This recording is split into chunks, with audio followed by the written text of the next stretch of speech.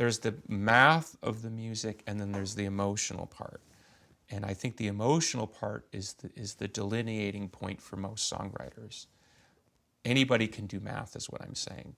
It's the emotional sort of, why I'm attracted to this as opposed to that, I couldn't tell you. Billy, can you show me how you play that on the guitar? If we're being purist, this is the original key.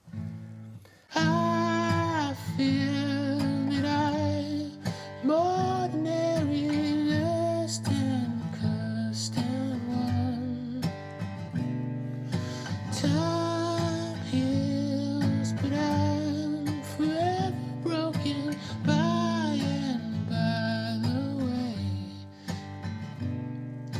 But everything I ever said and everything I've ever done is dead and gone. 'Cause all things will surely have to end, and gray loves will one day have to part. I know that I'm meant for this world. You see, like, because you were asking in another part of this interview about, so what I notice is like, is the seventh here. Yeah, yes, money. And see, my normal instinct now would be to play it with the D added, but it's Yes. actually, it's more the ninth C. Yes. Just those subtle things, Billy, though, that's what makes it, to me, I think it also suggests to your ear to go for certain notes in the melody. Just let's talk about the chorus for a second. How you have the phrase in the middle, the connector line. What's if you the were to play connector the just play the chorus, because you have. It's all things Yep. will surely have to end, and gray loves will one day have to part. Right here. I know that Okay, so that to me is like a connector line. It connects the two halves of the chorus. Right. It's weird because I've worked with a lot of other songwriters, and I get to see how they work. And I've certainly studied a lot of songwriters, particularly great songwriters of great accomplishment, whether it's Burt Bacharach or Gilberto, right? Like teach me, I want to learn. Because to me, it's like a soup. Like it goes in there somehow and it comes back out. It might come back out in a flavor, a rhythm, a chord. But that's what I'm saying. The emotional quality, I think, is let's call it the emotional personality. Mm-hmm. John Lennon's one of my favorite songwriters, and of course, that's not a mystery. But there's an emotional consistency in his writing. Absolutely. Even though stylistically he's all over the place and he's a huge thief. The Beatles were great thieves. But at the end of the day, what you're attracted to is the emotional personality of John Lennon.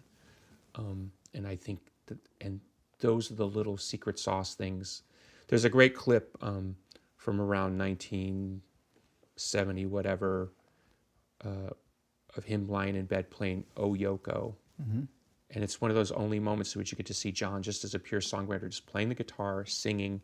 It's not perfect, but you can see his process. There's stuff that John Lennon does that nobody ever taught John Lennon, and it's just, that's the difference. And you can, as a songwriter, I can take credit and ego, and it's mine, and I'm not trying to be, it comes from above. All I'm telling you is it just works somehow. And people are generally, not always, I wish they always were, attracted to it when it's good.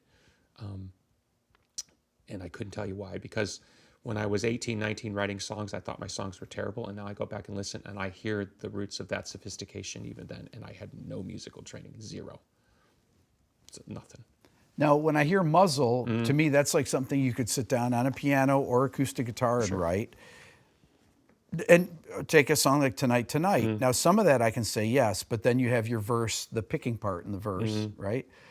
But is that something that you think of as more of an electric song, or was that written on acoustic? Because I've heard you do it live as an acoustic song. It was definitely written acoustic, yeah. Okay, so for example, that particular one, You talking about the whole thing or just the just kind of how you transition, how you would go from the verse to the chorus, and how you came up with that. Originally, the song was like this.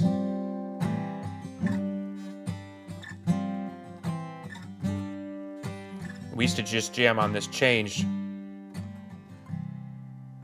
and it went nowhere. And and then eventually wound around to. So when you hit the resolve, Okay, that. When you go to that transition chord, Yeah. the G suspended chord, Yeah. right? Without that, it doesn't transition into the verse rate. That just adds that extra little tension there. if I just went,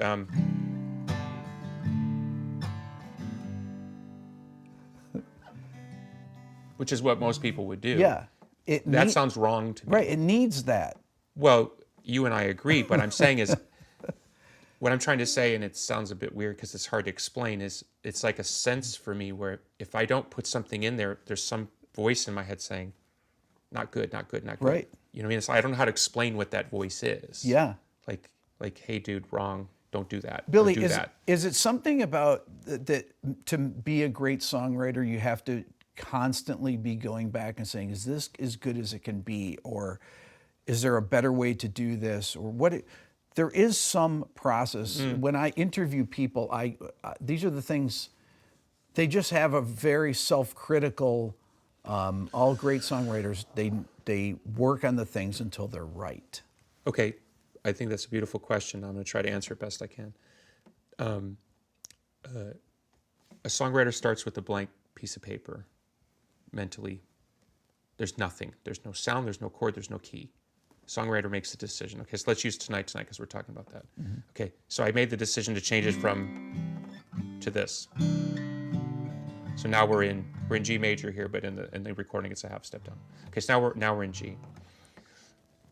I have an emotional map in my mind of what I'm looking to do. So I'm sitting on my bed and I'm futzing around with all sorts of ideas, figures. So I have now the paper has a bunch of doodles on it. At some point I have to make a decision. How does this song start? So we started with, because I wanted an orchestral flair. What's interesting is we'll play this song live, and most people don't react off of that. They don't recognize the song until we get to, which is weird, right? Because I would think you'd hear, oh, they're playing tonight. Nothing, crickets. It's funny, right? I can't even imagine how they could not. That's ridiculous. And we have this interesting figure, right, where we do this.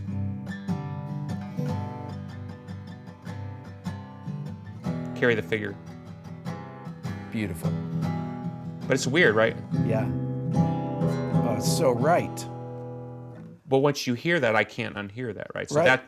that's the part. Yeah. How we're going to execute it in the recording medium is different, but that's the part. Yeah. There's an acoustic demo of me playing it with a bunch of reverb on. I haven't changed it in 28 years. That's how you play the song. There's no other version. So you make that level of commitment.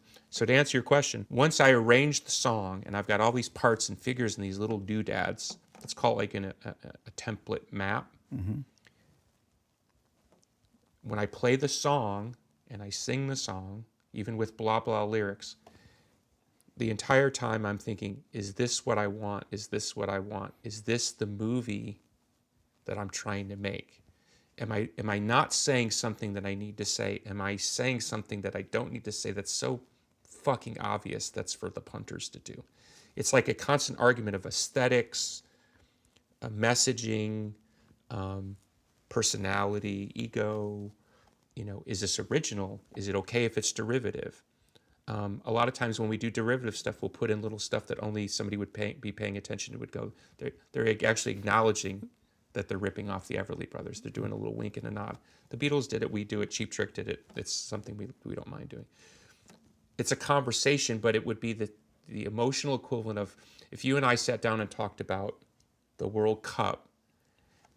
When is the conversation over? When I've said everything I want to say and you've responded and we go, okay, that's it, we're done. 5 minutes or an hour. A song in 4 minutes has to crystallize everything I want to say. And so the arrangement, everything is like, is it saying what you want to say? Is it communicating? And I don't know how to express that other than the little voice in my head says, no, yes, no, yes, yes, no, no, and gets constant. It's constant. It's like, it's exhausting.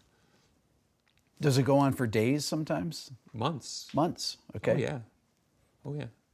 When you play that, though, I hear the orchestra right there. When you go between those two, just those four different chords there, Yeah. it suggests the entire orchestral part. Yeah, well, that was that's how I wound around to playing it that way, was like I would hear the orchestra playing in my head. Okay, well, then you sit down with the producer, Flood, in this case.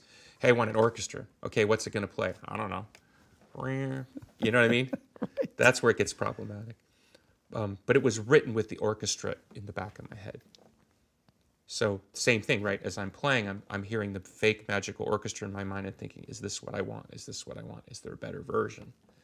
And we would practice the song in this arrangement. I would say to the band, we're the Who, and then there's going to be an orchestra go over the top. So we got to worry about getting the Who part right. So all the fills, Jimmy, everything is all about that. Quick story, we recorded Tonight at night, which was very unusual. We did most of our tracking during the day. And for whatever reason, we were having a night session. We did one take of the song. We did the second take. I looked at Jimmy, he looked at me, went, "Wait, that's it." Flood came out from the other room and he goes, you got to do more takes. And we said, that's the take. It's totally not perfect, but somehow we were like, that's the take. And that's not normally how we work.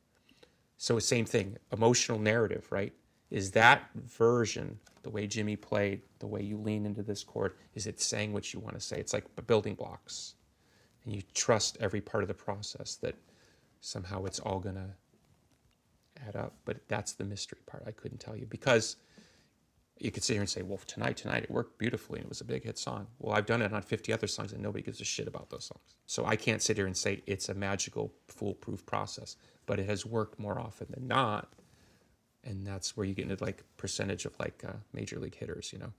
If you get a hit every three out of every 10 at bats, you're a Hall of Famer, right?